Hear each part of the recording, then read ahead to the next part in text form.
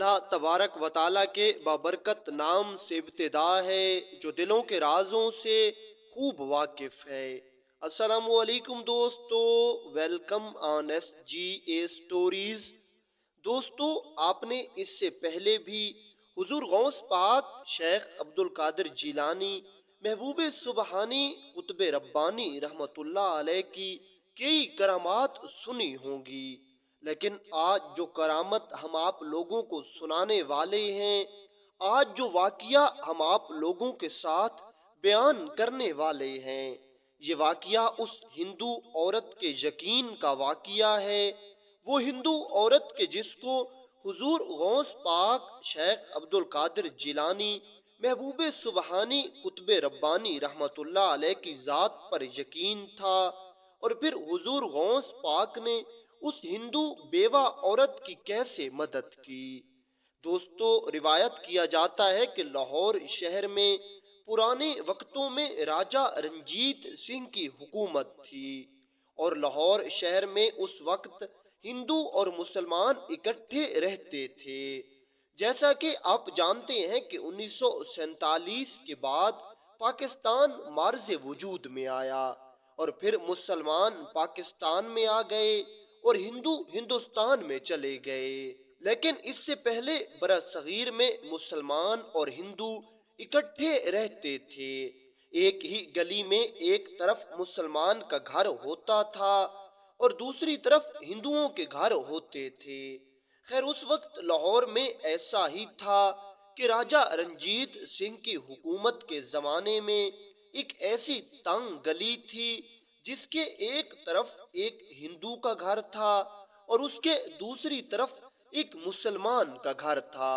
اب یہ گلی اتنی تنگ تھی اور یہ دونوں گھر اتنے قریب قریب تھے کہ جب مسلمان کے گھر کا دروازہ کھولا جاتا تو ہندو کے گھر سے نظر آتا تھا، اور جب ہندو کے گھر کا دروازہ کھولا جاتا تو مسلمان کے گھر سے نظر آتا تھا۔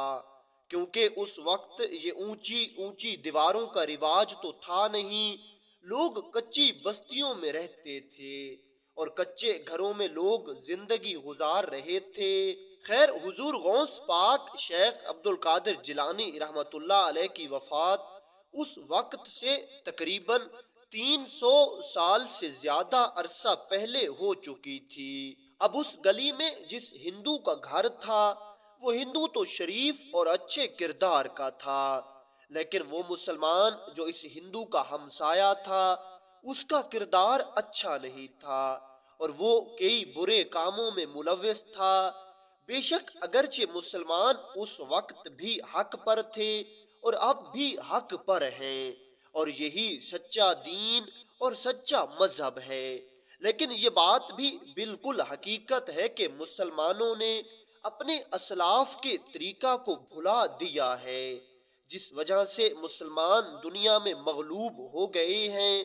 بے شک ہمارے اسلاف کا کردار ایسا تھا کہ سنہری الفاظ میں لکھا جائے تو پھر بھی کم ہے، لیکن آج کل ہمارا کردار اپنے اسلاف سے بالکل مختلف ہے، اس وجہ سے ہم پوری دنیا میں زوال پذیر ہیں۔ خیر، وہ مسلمان بھی ایسا ہی تھا تو وہ مسلمان، لیکن اس میں مسلمانوں والے کام بہت کم تھے، وہ بدمعاش اور عیاش تھا۔ دوسری طرف وہ جو ہندو تھا وہ نیک اور شریف تھا، اگرچہ وہ ہندو تھا لیکن پھر بھی وہ حیادار تھا، اور وہ چاہتا تھا کہ اس کی وجہ سے کسی کو بھی تکلیف نہ پہنچے، اور وہ ہمیشہ دوسروں کے حقوق کا پورا خیال رکھتا تھا۔ اب اللہ تعالیٰ کی قدرت دیکھیے کہ نیک اور شریف ہندو کی جو بیوی تھی وہ بہت زیادہ خوبصورت تھی، اور ہندو کو اپنی بیوی سے پیار بھی بہت زیادہ تھا۔ دوسری طرف جو یہ مسلمان تھا، اس مسلمان کی بیوی اتنی زیادہ خوبصورت نہیں تھی جتنی زیادہ خوبصورت اس ہندو کی بیوی تھی، اس لیے یہ مسلمان بہانے سے اس ہندو کی بیوی کو دیکھ لیتا تھا، کیونکہ دونوں کے گھر بالکل قریب تھے اور دونوں کو ایک دوسرے کے گھر آسانی سے نظر آتے تھے، اس لیے یہ مسلمان اس بات کا فائدہ اٹھاتا تھا اور یہ اس ہندو کی بیوی پر، جو کہ بہت زیادہ خوبصورت تھی، بری نظر رکھتا تھا۔ یہ مسلمان بہانے بہانے سے اس ہندو کے گھر کی طرف جاتا تھا۔ پہلے تو اس ہندو کی بیوی نے سمجھا کہ شاید کسی کام سے آیا ہوگا یا ویسے ہی ساتھ میں گھر ہونے کی وجہ سے یہاں سے گزرتا ہے، لیکن بعد میں اس ہندو کی بیوی کو سمجھ آ گئی کہ یہ یہاں پر کیوں آتا ہے اور کس نیت سے آتا ہے، کیونکہ آخر بات چھپ نہیں سکتی۔ پھر بھی کچھ دن یہ ہندو کی خوبصورت اور سمجھدار بیوی چپ رہی، کیونکہ یہ جانتی تھی کہ یہ فقط میرا وہم بھی ہو سکتا ہے۔ لیکن جب اس ہندو کی خوبصورت بیوی کو مکمل طور پر معلوم ہو گیا کہ ساتھ میں رہنے والا یہ مسلمان مجھ پر عاشق ہے اور مجھ پر بری نظر رکھتا ہے، تو یہ ڈر گئی، کیونکہ یہ ہندو غریب تھا اور دوسری طرف وہ مسلمان امیر تھا۔ یہ ہندو کی بیوی سوچنے لگی کہ اگر اس نے کبھی ہم پر حملہ کر دیا تو ہم ضرور اس سے ہار جائیں گے، کیونکہ ہمارے ہاں ساتھی بہت تھوڑے ہیں اور یہ محلہ بھی مسلمانوں کا محلہ ہے، اور مسلمان تو اپنے اس مسلمان کا ہی ساتھ دیں گے، ہمارا ساتھ کون دے گا؟ دوسرا یہ ہم سے ہے بھی بہت زیادہ پیسے والا، اس کے پاس کافی ساری دولت ہے اور ہمارے پاس تو کچھ بھی نہیں ہے۔ یہ اپنی دولت کے بل بوتے پر لوگوں کو اپنی طرف کر لے گا، کیونکہ محلے میں اس کی بڑی عزت ہے، لوگ اس کی دولت کی وجہ سے اس کو خوب عزت سے نوازتے ہیں۔ خیر یہی سوچ کر یہ ہندو کی خوبصورت اور عقل مند بیوی پریشان رہنے لگی۔ آخر کب تک یہ بیچاری اس پریشانی کے زیر سایہ جیتی؟ ایک دن اس نے یہ ساری بات اپنے اس ہندو شوہر کو بتا دی کہ میاں اس طرح کا واقعہ ہے، میں چاہتی ہوں کہ میں آپ کو آگاہ کر دوں، کہیں ایسا نہ ہو کہ کل یہ مسلمان کچھ ایسا برا کام کرے جس کے نتیجے میں ہمیں بعد میں پچھتانا پڑے، اس لیے میں آپ کو وقت سے پہلے آگاہ کر رہی ہوں۔ اس ہندو کو بھی مسلمان پر پہلے کچھ شک تھا، جب اس نے اپنی بیوی کی طرف سے تصدیق پائی تو اس کو یقین ہو گیا کہ پاس والا مسلمان میری بیوی پر بری نظر رکھتا ہے اور اس کے ارادے کچھ ٹھیک نہیں ہیں۔ لیکن یہ بیچارہ غریب اب کر بھی کیا سکتا تھا، یہ بھی بیوی کے ساتھ پریشان رہنے لگا۔ تھوڑی دیر بعد اس کی بیوی اس سے کہنے لگی، ہم ایسا کرتے ہیں کہ تم مجھے یہاں سے لے جاؤ اور میرے والدین کے گھر مجھے چھوڑ آؤ، میں اپنے والدین کے گھر میں رہوں گی، تم یہاں سے یہ مکان اور یہ جگہ بیچ دینا اور ہم کسی نئی جگہ پر اس مسلمان کے گھر سے بہت دور اپنی نئی جھونپڑی تعمیر کریں گے، اور پھر تم محنت مزدوری کر کے اس جھونپڑی کو ایک گھر کی شکل دے دینا اور پھر ہم لوگ وہیں رہیں گے۔ اس طرح جب تک ہمارا نیا گھر تیار نہیں ہو جائے گا تب تک ہم میرے والدین کے گھر رہ لیں گے، اس طرح کم از کم ہم اس مسلمان کے خوف سے بچ جائیں گے اور میری عزت بھی محفوظ رہ جائے گی۔ یہ ہندو پہلے بھی اس مسلمان کی وجہ سے کافی پریشان تھا۔ بیوی کا یہ مشورہ اس کے دل کو جا لگا اور یہ سوچنے لگا کہ مجھے بالکل ایسا ہی کرنا چاہیے۔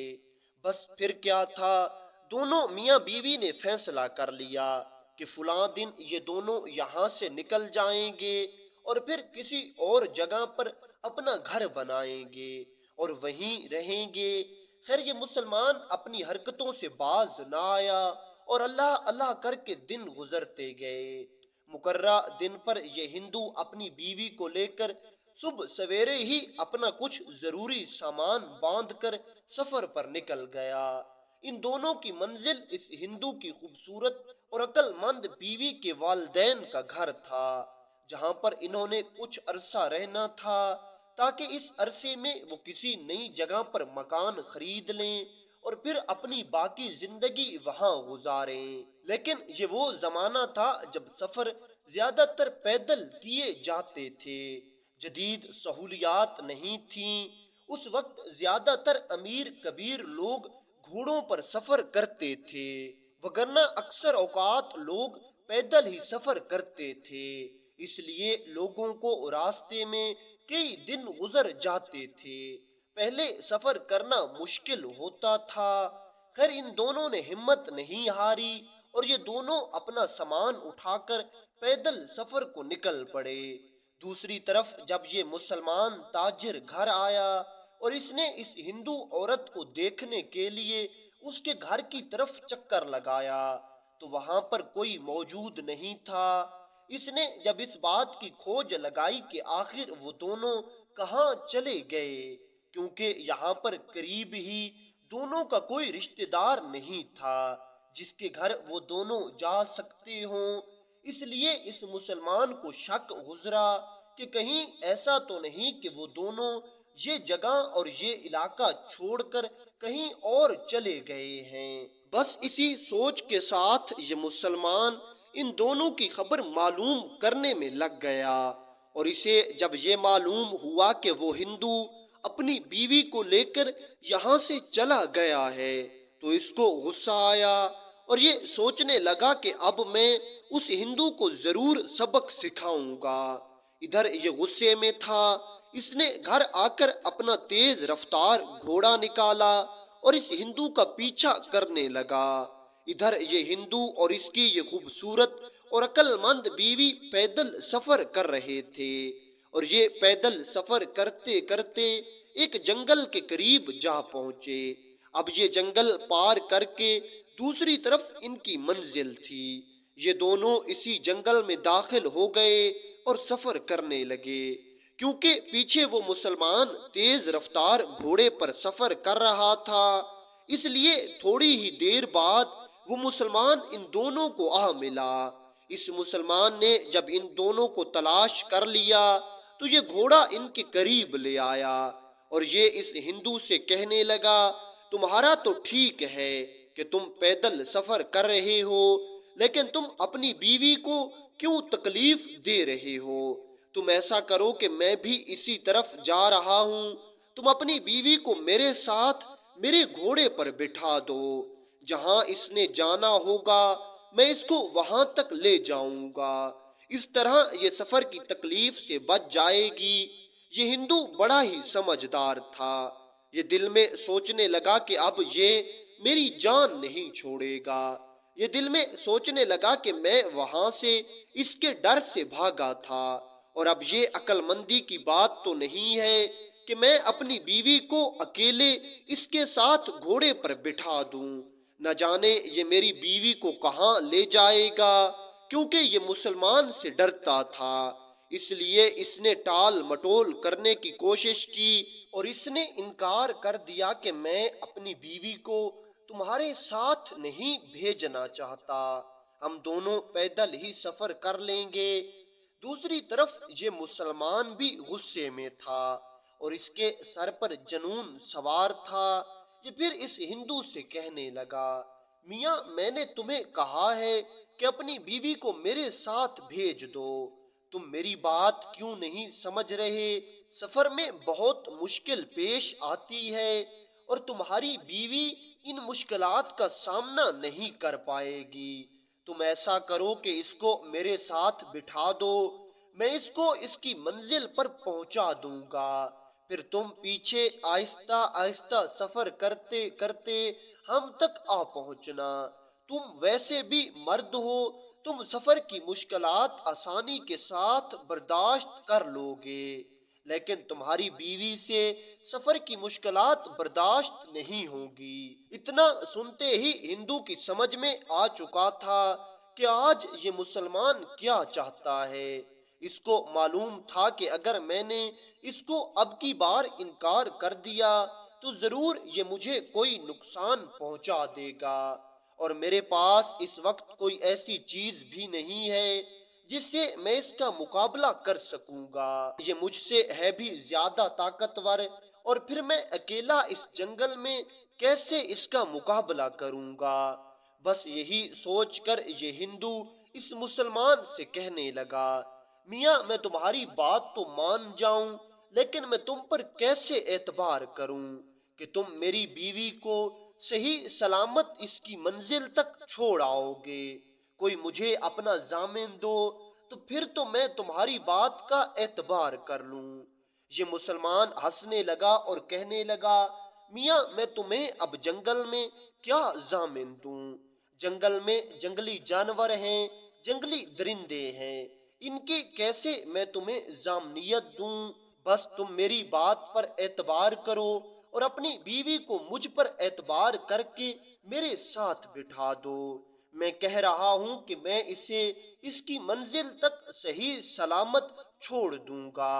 ये हिंदू इस मुसलमान से कहने लगा, अच्छा अगर मैं एक चीज जामिन मांगूं तो क्या तुम मुझे वो दोगे।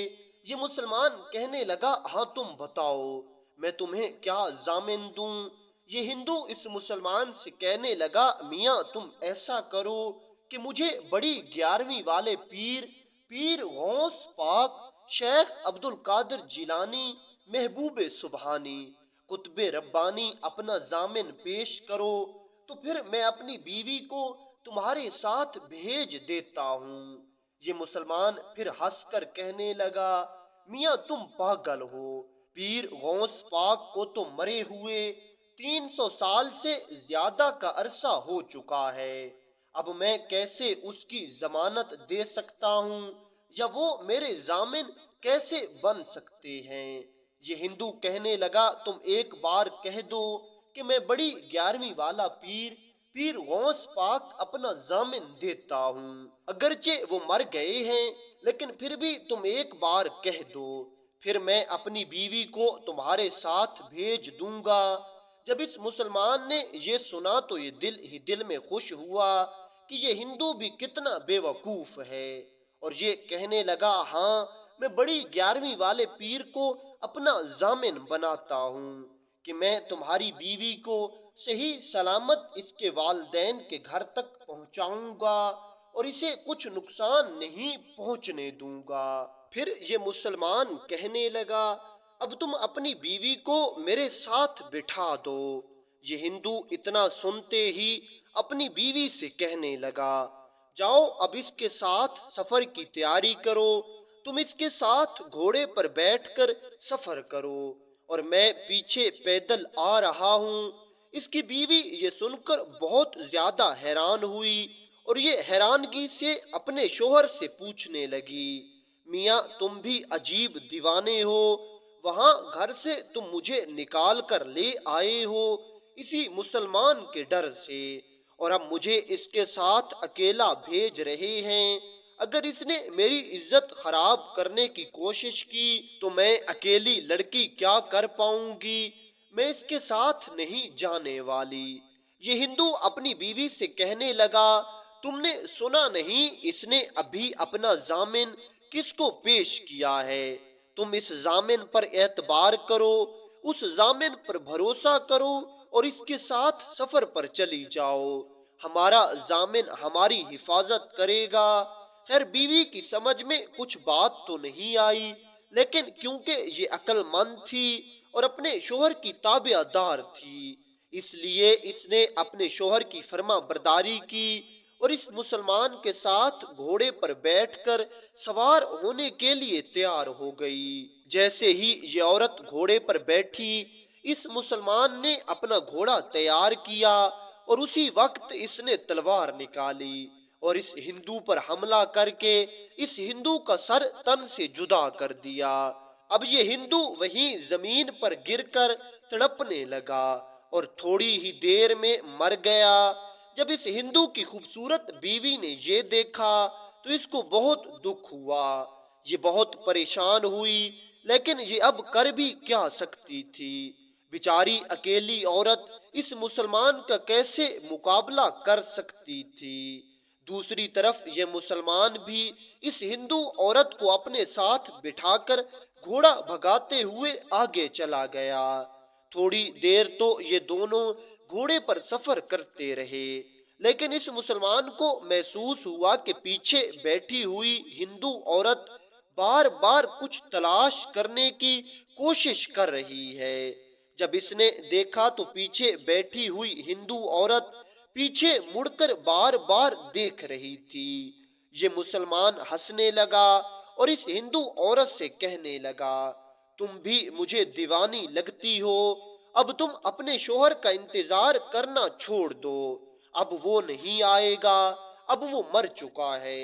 इस हिंदू औरत ने इस मुसलमान की बात को खातिर में ना लाया और ये इस मुसलमान को कोई जवाब नहीं देती। थोड़ा सफर फिर आगे तय होता है, लेकिन इस हिंदू औरत का यही तरीका रहता है कि ये बार बार पीछे मुड़कर देखती है। थोड़ी देर के बाद ये मुसलमान एक बार फिर इस हिंदू औरत से कहता है, तुम अभी तक अपने शोहर का इंतजार कर रही हो, तुम अभी तक पीछे देख रही हो कि तुम्हारा शोहर तुझे आ मिलेगा और मुझसे बचाएगा। ऐसा नहीं होगा, अब वो कभी नहीं आएगा। अब तुम मेरी बीवी हो, अब तुम मेरी मिल्कियत हो, अब अपने इस शोहर को भूल जाओ। अब की बार जब इस मुसलमान ने इस हिंदू औरत को ताना मारा तो ये हिंदू औरत चुप ना रह सकी और ये इस मुसलमान से बोल कर कहने लगी, मियाँ तुम्हें किसने कह दिया है कि मैं अपने शोहर का इंतजार कर रही हूँ? तुम्हें किसने कह दिया है कि अगर मैं पीछे मुड़कर देखती हूँ तो मैं अपने शोहर को देखती हूँ? नहीं, मैं अपने शोहर का इंतजार नहीं कर रही। मैं जानती हूँ कि मेरा शोहर मर चुका है, अब वो कभी वापस नहीं आएगा। इतना सुनते ही ये मुसलमान बहुत हैरान हुआ और ये हैरानगी से पूछने लगा, अच्छा अगर तुम अपने शोहर का इंतजार नहीं कर रही, फिर मुझे ये बताओ कि तुम पीछे मुड़कर बार बार क्या देखती हो? क्या चीज है जिसकी आमद ने तुम्हें इतना बेचैन कर रखा है? ये हिंदू औरत पूरे इत्मीनान और सुकून के साथ कहती है, मैं अपने जामिन का इंतजार कर रही हूँ, मैं अपने जामिन का इंतजार कर रही हूँ। याद है तुमने मुझे घोड़े पर साथ बिठाने से पहले एक जामिन दिया था, मैं अपने जामिन का इंतजार कर रही हूँ और मुझे यकीन है कि मेरा जामिन जरूर आएगा। इतना सुनकर ये मुसलमान फिर हंसने लगा और इस हिंदू औरत से कहने लगा, तुम भी अपने शोहर की तरह पागल हो। कौन सा जामिन, कैसा जामिन? मैंने तो वैसे ही कह दिया था, मैं बड़ी 11वीं वाले पीर को जामिन देता हूँ। भला अब बड़ी 11वीं वाले पीर पीर गौस पाक तुम्हारी मदद को कैसे आएंगे? उन्हें तो मरे हुए 300 से ज्यादा का अरसा हो चुका है। तुम ये फजूल के अकीदे और यकीन छोड़ दो और तुम अब मेरी बीवी बनने के लिए तैयार हो जाओ। अब तुम मेरी मलकियत हो, अब तुम हमेशा मेरे साथ रहोगी। ये कहकर दोनों फिर आगे सफर को निकल पड़ते हैं। थोड़ी देर बाद ये हिंदू औरत पीछे देखती है तो इसे ऐसा मालूम होता है कि पीछे कोई आ रहा है, क्योंकि दूर से मट्टी हवा में उड़कर शामिल हो रही थी। ऐसा लगता था कि दूर से कोई दो घुड़सवार इस तरफ आ रहे हैं। ये हिंदू औरत खुशी से चिल्लाकर कहने लगी, अब मुझे फिक्र करने की जरूरत नहीं, अब मेरे जामिन आ चुके हैं।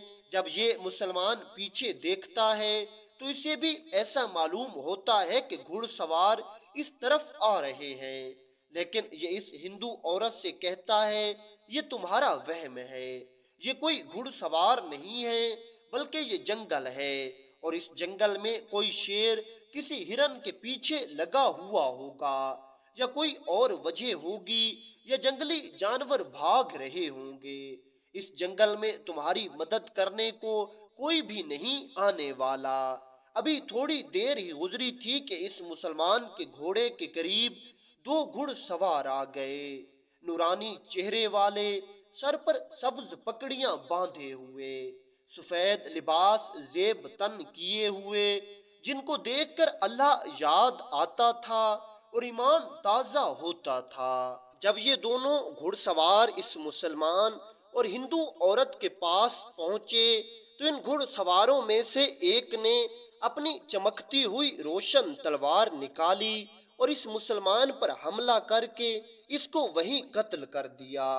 جب یہ مسلمان قتل ہو چکا اور یہ ہندو عورت آزاد ہو چکی تو یہ ہندو عورت اس روشن چہرے والے بزرگ درویش سے پوچھنے لگی، میاں جی آپ کون ہیں اور آپ اس جنگل میں میری مدد کرنے کو کیسے پہنچے ہیں؟ تو دوسری طرف سے اس روشن چہرے والے بزرگ نے مسکرا کر اس ہندو عورت سے کہا، ایک طرف تو تم اپنے ضامن کا انتظار کرتی ہو اور دوسری طرف یہ پوچھتی ہو کہ ہم کون ہیں۔ ہم وہی ہیں آپ کے ضامن، ہم وہی ہیں جن کا تمہیں انتظار تھا، تم کافی دیر سے جن کے بارے میں سوچ رہی تھی۔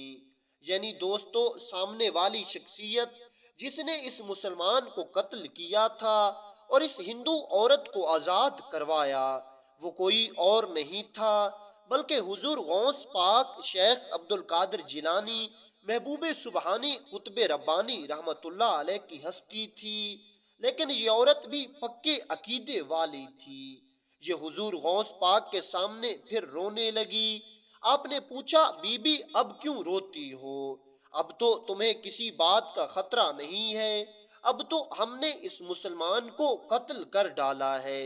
یہ عورت رو کر کہنے لگی، حضور اگرچہ آپ نے اس مسلمان کو قتل کر دیا ہے لیکن میرا شوہر بھی قتل ہو چکا ہے، اب میں کہاں جاؤں گی؟ آپ ایسا کریں، یا تو مجھے بھی مار دیں یا پھر میرے شوہر کو بھی دوبارہ زندہ کر دیں۔ یہ سن کر حضور غوث پاک اس عورت سے فرمانے لگے، بی بی تم جانتی ہو کہ زندگی موت دینا اللہ کا کام ہے، وہ جسے چاہتا ہے زندگی دیتا ہے اور وہ جسے چاہتا ہے موت دیتا ہے۔ وہ چاہے تو مردوں کو زندگی دے دے اور زندوں کو مردہ کر دے۔ اب تمہارا شوہر مر چکا ہے، وہ مردہ ہو گیا ہے، اب وہ کیسے زندہ ہوگا؟ یہ ہندو عورت کہنے لگی، حضور آپ اللہ سے دعا تو کریں نا، آپ اللہ سے دعا کریں گے تو مجھے یقین ہے کہ اللہ تعالیٰ آپ کی دعا قبول فرمائے گا اور اللہ تعالیٰ میرے شوہر کو ایک نئی زندگی عطا فرمائے گا۔ بھلا اس بارگاہ میں زندگیوں کی کوئی کمی تو ہے نہیں، وہ جب چاہتا ہے اور جس وقت چاہتا ہے کسی مردہ کو زندگی عطا کرتا ہے۔ پھر بیان کیا جاتا ہے کہ حضور غوث پاک شیخ عبد القادر جیلانی رحمت اللہ علیہ نے اس ہندو عورت کے شوہر کے حق میں دعا کی اور کافی دیر آپ اللہ تعالیٰ سے دعا کرتے رہے، حتیٰ کہ اللہ تعالیٰ نے آپ کی دعا قبول فرمائی اور اس ہندو عورت کا شوہر جو کہ قتل ہو چکا تھا اللہ کا نام لے کر دوبارہ زندہ ہو گیا اور اس کے ساتھ آ ملا۔ جیسے ہی یہ شوہر اپنی بیوی سے ملا، یہ اپنی بیوی سے کہنے لگا، تم جانتی ہو یہ بزرگ کون ہیں؟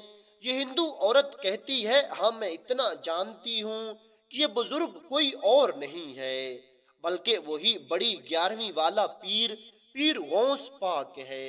اتنا سنتے ہی یہ ہندو شوہر اپنی بیوی سے کہنے لگا، تم نے غوث پاک کی اتنی بڑی کرامت دیکھی ہے اور ابھی تک تم ہندو ہو، ابھی تک تم غیر مسلم ہو، ابھی کلمہ پڑھو اور مسلمان ہو جاؤ۔ میں نے بھی کلمہ پڑھ لیا ہے اور میں بھی مسلمان ہو گیا ہوں۔ بے شک سچا اور اچھا دین اور مذہب صرف اسلام ہی ہے اور وہی لوگ کامیاب ہیں جو اسلام دین کے پیروکار ہیں۔